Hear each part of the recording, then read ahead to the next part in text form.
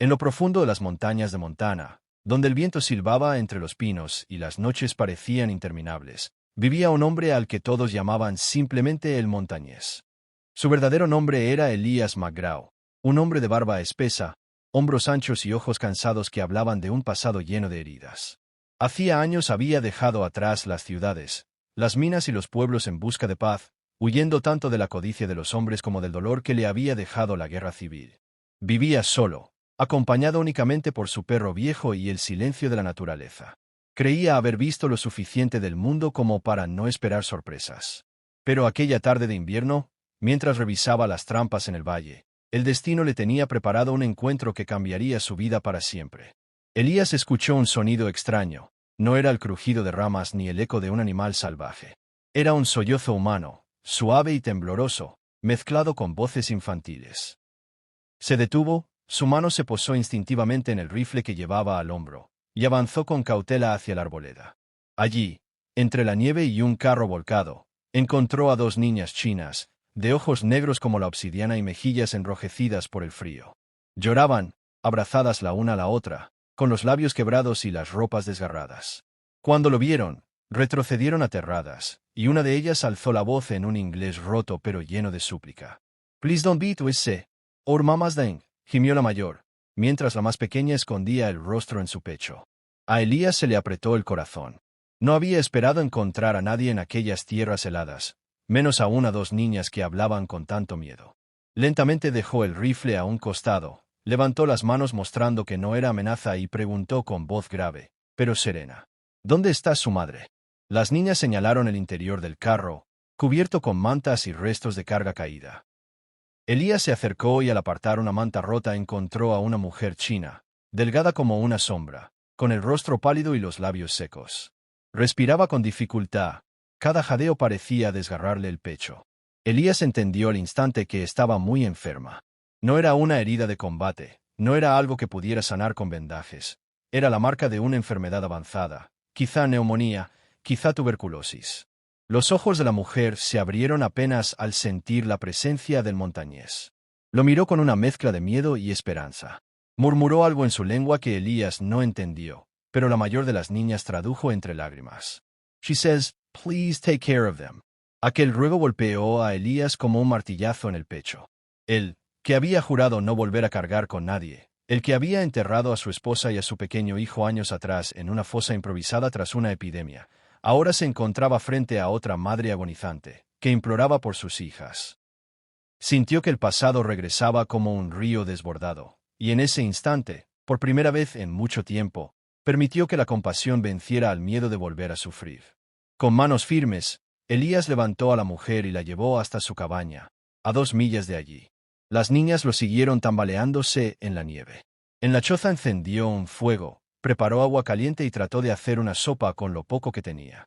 La mujer bebió apenas un sorbo, suficiente para agradecer con una mirada antes de volver a cerrar los ojos.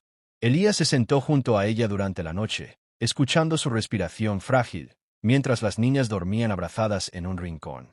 Al amanecer, el silencio fue absoluto. La mujer había partido.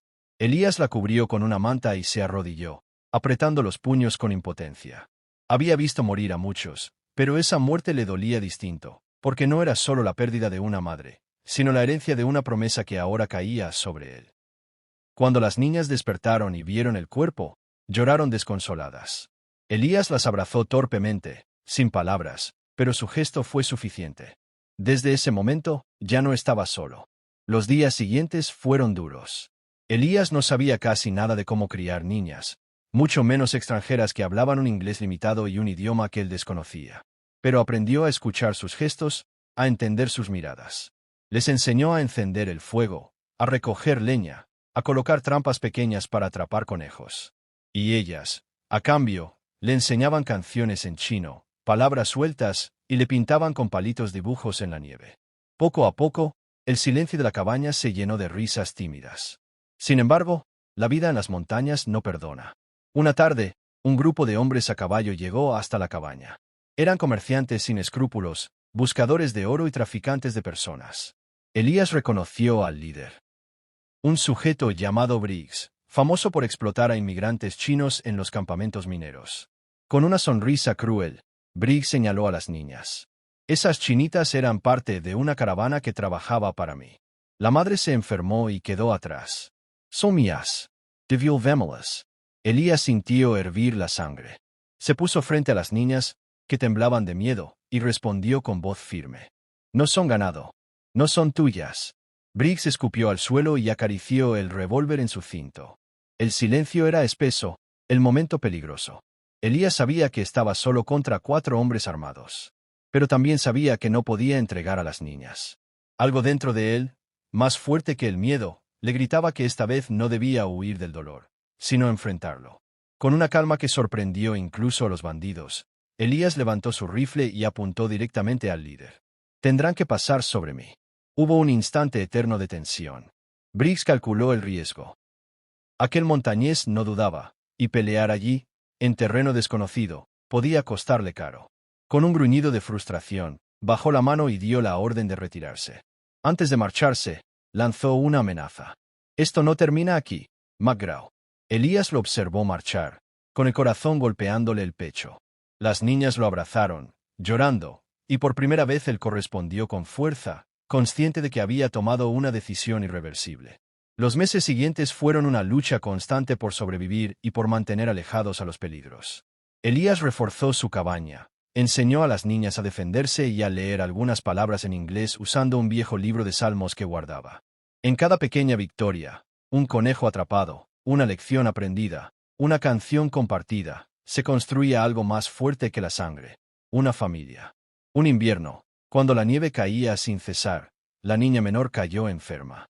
Elías recordó con horror la imagen de la madre agonizante, y temió perder otra vez. Pasó noches enteras cuidándola, calentando paños, preparando infusiones con hierbas que conocía. La mayor rezaba en voz baja en chino, mientras Elías murmuraba oraciones en inglés. Finalmente, una mañana, la fiebre cedió. La niña abrió los ojos y sonrió débilmente.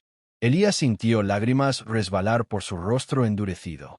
Era la primera vez en años que lloraba, pero eran lágrimas de alivio. Con el tiempo, el montañés dejó de ser solo un hombre solitario. En los pueblos cercanos empezaron a hablar del extraño que criaba a 2 niñas chinas como si fueran sus propias hijas. Algunos lo miraban con sospecha, otros con respeto. Elías nunca buscó aprobación. Lo único que le importaba era mantener la promesa que había hecho junto al lecho de muerte de aquella mujer. Un día, muchos años después, cuando las niñas ya eran muchachas jóvenes, se sentaron junto al fuego y la mayor le dijo: «Papá, tú nos salvaste, pero más que eso, nos enseñaste a vivir sin miedo». Elías las miró, sorprendido por aquella palabra, papá. Su corazón se llenó de una calidez indescriptible. En ese instante comprendió que la vida, con toda su dureza, también podía dar segundas oportunidades.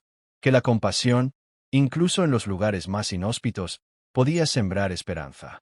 Y así, en lo alto de aquellas montañas, el montañés que un día huyó del mundo encontró un nuevo propósito: ser el refugio de 2 niñas que solo habían pedido no ser golpeadas mientras su madre moría.